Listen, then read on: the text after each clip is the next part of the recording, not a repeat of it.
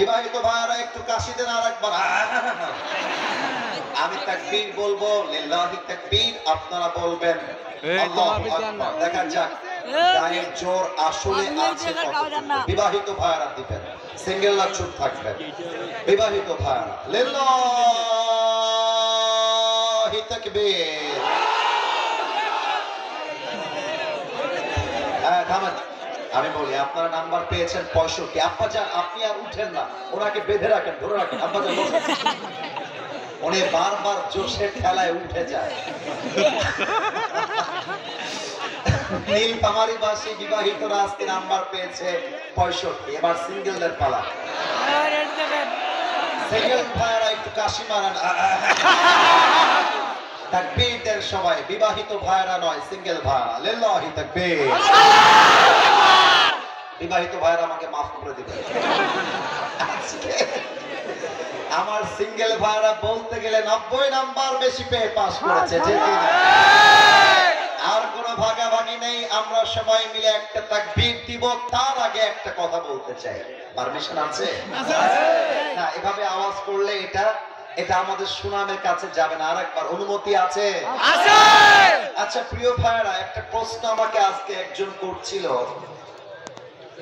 আমি ভাবছিলাম আসার সময় যেটা জবাব আজকের জল ঢাকার মাহফিলে আমি দেওয়ার চেষ্টা করব। আমাকে একজন বলছে, আচ্ছা হুজুর, আপনারা যে মিডিয়ার সামনে খালি মাহফিলে চিৎকার দিয়ে বলেন আগামীর পার্লামেন্ট চলবে কোরআন দিয়ে, আগামীর পার্লামেন্ট চলবে কোরআন দিয়ে, আসলে আমি আপনার কাছে জানতে চাই যে পার্লামেন্টে কোরআন গেলে আসলে লাভটা কি হবে? আপনারা পার্লামেন্টে কোরআন কেন দেখতে চান, কোরআনের আইন কেন দেখতে চান?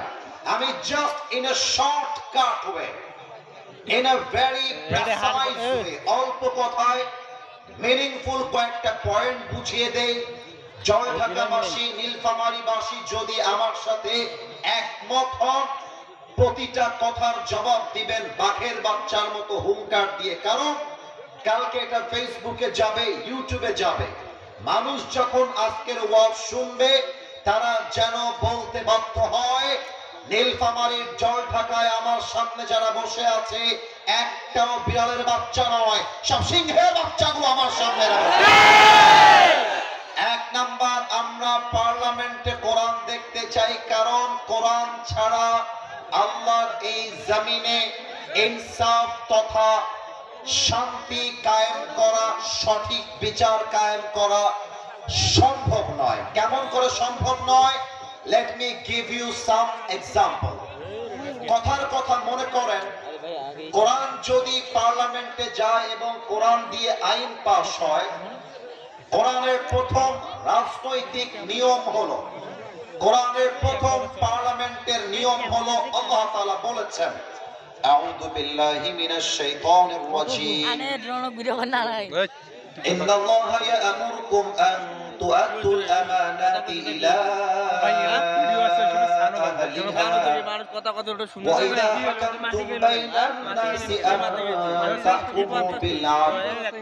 Allah says in this ayah, give people back what they deserve in their lives.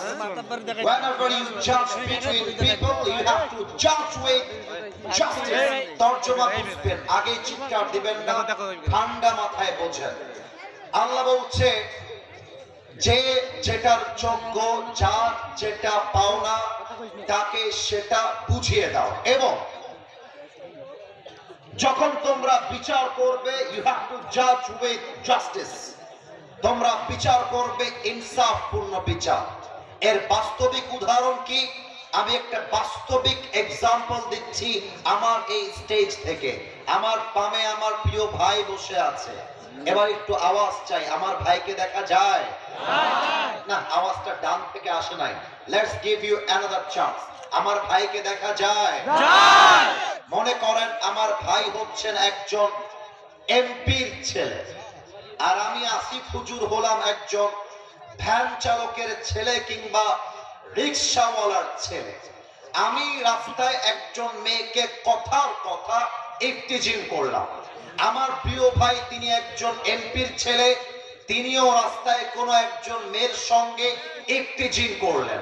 এখন আমার নামে থানায় মামলা হলো, এমপির ছেলে তার নামেও থানায় মামলা হলো। ইসলামের ইনসাফ মানে কি, কোরআনের ইনসাফ মানে কি? আমার ভাই এমপির ছেলে, এটা বলে কোন স্বজন প্রীতি করা যাবে না, কোন আলগা প্রীতি করা যাবে না। পার্লামেন্ট আইন হবে, রিকশাওয়ালার ছেলের যেই বিচার হবে এমপির ছেলের সেই বিচার হবে। এটার নামই আল্লাহ কোরআনের সংবিধান। আর একটা এক্সাম্পল দিয়ে বোঝাই দেই। এই তুমি দাঁড়াও তো বাবু, তুমি দাঁড়াও, দাঁড়া, থামো, কথা বলতে দাও। নো নো নো না, নো না, কথা হবে না। পুলিশার ভাই, আপনার নাম কি? নূর মোহাম্মদ। এই আমি কিন্তু কোনো মজা করে কথা বলছি না। You have to be serious, you must be serious. আপনি হাসলে আপনার আত্মসম্মান বোধ বাহিরের কাজ। এটা আত্মসম্মান বোধ শক্ত রাখেন। দাঁড়ায় থাকো ভাই আমার, তোমার নাম নূর মোহাম্মদ। খেয়াল করো, আমি বলছি আল্লাহর জমিনটা চলবে আল্লাহর কোরআন দিয়ে। নূর মোহাম্মদের কথার কথা পছন্দ হয় নাই। আমি যখন জলঢাকা হয়ে রংপুরে ঢুকবো বিশ্ব রোড হয়ে, রাস্তায় আমার গাড়িটা নূর মোহাম্মদ তার দলের লোক নিয়ে এসে থামাই দিয়েছে। কথার কথা একদম। আমি যখন গাড়ি থেকে নেমে গেছি, নূর মোহাম্মদ বলছে, হুজুর আপনার সাহস তো কম না, আপনি তাফসীর মাহফিলে এসে কবরের ওয়াজ করবেন, হাসরের ওয়াজ করবেন, আপনি বলছেন কোরআনে পার্লামেন্ট দেখতে চান। আজকে আপনার একদিন কি আমার একদিন। এদিকে আমিও খেপে গেছি। আরে বেটা, এই তোর বাড়ি কোথায় রে? এই ড্রাইভার সাহেব, হাইসা নিয়ে আসেন, দাও নিয়ে আসেন, যা আছে নিয়ে আসেন। মারামারি শুরু হয়ে গেছে। এবার মারামারির একটা পর্যায়ে গিয়ে ওর সাথে তর্ক করতে গিয়ে অন্যায় ভাবে আমি আসিফ হুজুর নূর মোহাম্মদকে তার পায়ে একটা কোপ দিয়েছি। নূর মোহাম্মদের ডান পাটা কেটে জমিনে ছিটকে পড়ে গেছে। এবার আপনাদের পালা, বলেন তো বাম পা না ডান পা? ডান পা। একটু জোরে বলতে হবে, বাম পা না ডান পা? আচ্ছা, ডান পা কাটার পরে সবাই ভয় পেয়ে গেছে, এলাকায় খবর হয়ে গেছে আসিফ হুজুর নূর মোহাম্মদ নামের একজন যুবককে ডান পা এক কোপ দিয়ে কেটে ফেলেছে। এলাকার লোক কোন মতে এসে আমাকে ধরে জেলখানায় ভরে দিয়েছে। বসো ভাই আমার, এই কথা কিন্তু বুঝতে হবে। খালি আমাকে দেখার জন্য বুঝলে হবে না, আমার কথার পয়েন্টটা বুঝতে হবে। এখন ডান পা কাটার পরে আমি চলে গেলাম জেলখানায়। আমার নামে মামলা হলো। আসিফ হুজুর নীলফামারীর জলঢাকার মাহফিলে এসে অমুক যুবকের ডান পা কেটে দিয়েছে, মামলা হয়ে গেল। এখন আগামী 3 দিন পরে জেলা আদালতে আমার নামে বিচার হবে। জজ সাহেব এসেছেন, উকিল আছে, সব ওকে। জজ সাহেব বলছে, আসিফ হুজুর আপনাকে আমি চিনি,